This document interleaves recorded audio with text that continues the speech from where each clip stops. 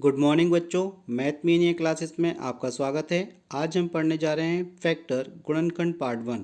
तो चलिए बिना देर किए हुए शुरुआत करते हैं कि गुणनखंड यानी कि फैक्टर होता क्या है। तो यदि कोई एक संख्या है 35, उसमें हम 5 से भाग दें तो आपको पता है पूरा पूरा भाग चला जाता है, कम्प्लीटली डिवाइड होता है 35 5 से।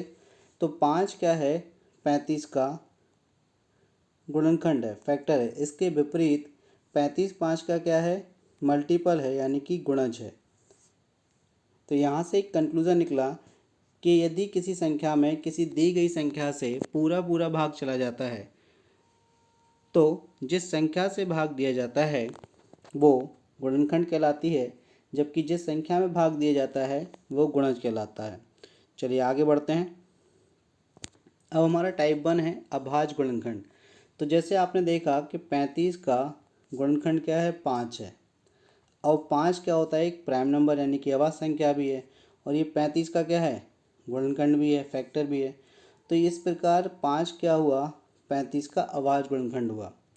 इसी तरीके से अगर आप देखें कि 35 में 7 से भी भाग चला जाता है तो 7 क्या है, 35 का फैक्टर है, गुणनखंड है। और साथ ही 7 जो है वो अभाज्य संख्या भी है, तो ये क्या कहलाएगा, प्राइम फैक्टर यानी कि अभाज्य गुणनखंड कहलाएगा 35 का। जबकि 35 में 1 से भी भाग जाता है, लेकिन 1 जो है वो फैक्टर तो है 35 का, लेकिन एक जो वन संख्या होती है वो प्राइम नंबर नहीं होती, वो अभाज्य संख्या नहीं होती। तो इसलिए केवल ये 1 जो है वो 35 का फैक्टर है, लेकिन ये प्राइम फैक्टर नहीं है। क्लियर। चलिए नेक्स्ट, इसमें क्वेश्चन कैसे पूछे जाते हैं उनकी बात करते हैं। तो देखिए क्वेश्चन आपके पास आएगा, एक कोई संख्या दी होगी, पूछेंगे कि दी गई संख्या के अभाज्य गुणनखंडों की संख्या ज्ञात करें, या जो नंबर आपको दिया उसके प्राइम फैक्टर्स का नंबर आपको फाइंड करना है। तो पहला क्वेश्चन लेते हैं, 26 के अभाज्य गुणनखंडों की संख्या आपको ज्ञात करनी है। तो कैसे करेंगे, तो 26 को आपको क्या करना है, सबसे छोटी अभाज्य संख्या से पहले डिवाइड करना है और उसी क्रम में डिवाइड करते जाना है, जैसा कि हम छोटी क्लास में किया करते थे।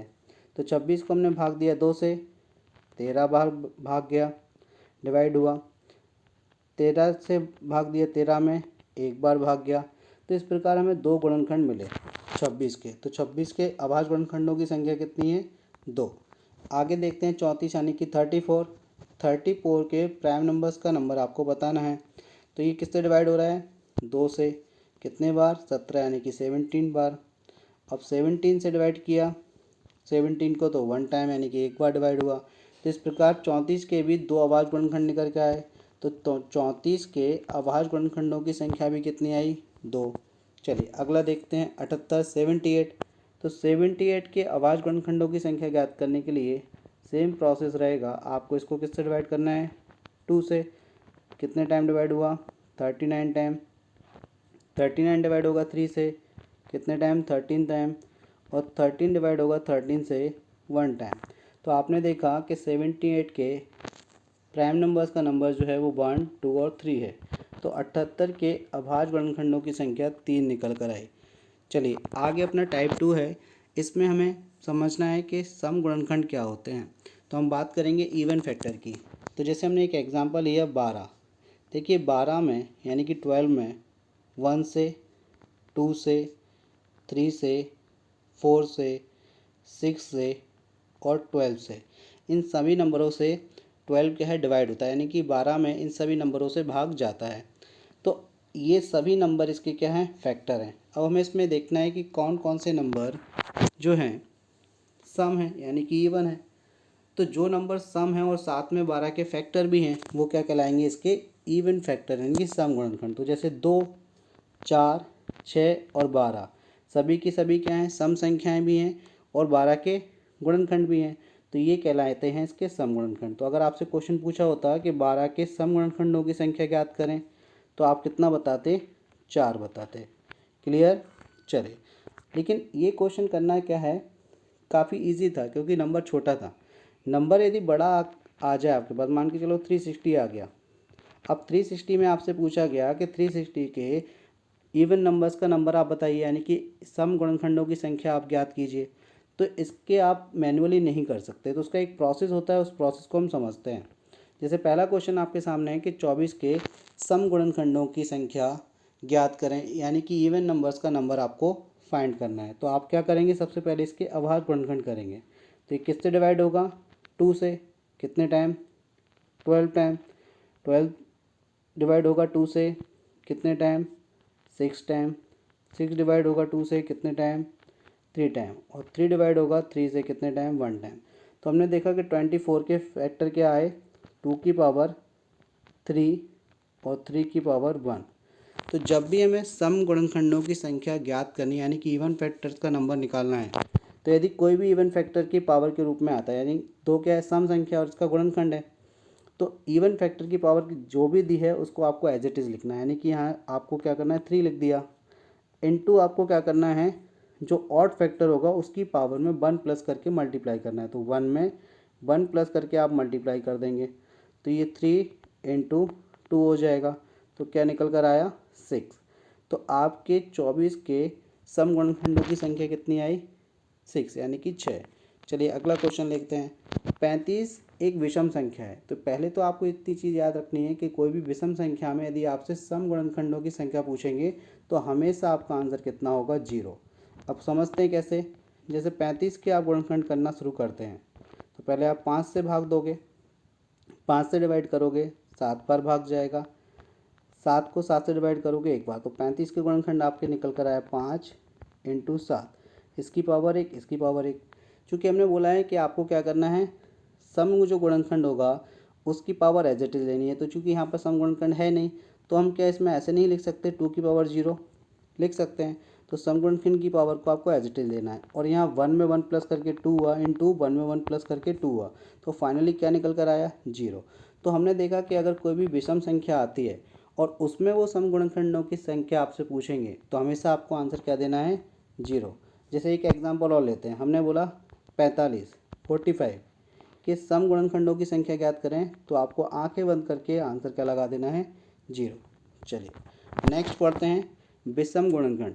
तो विषम गुणनखंड क्या होते हैं, जैसे अभी हमने 12 लिखा था, तो 12 के गुणनखंड क्या क्या थे, 1, यानी कि 1, 2, 3, 4, 6 और 12 स्वयं।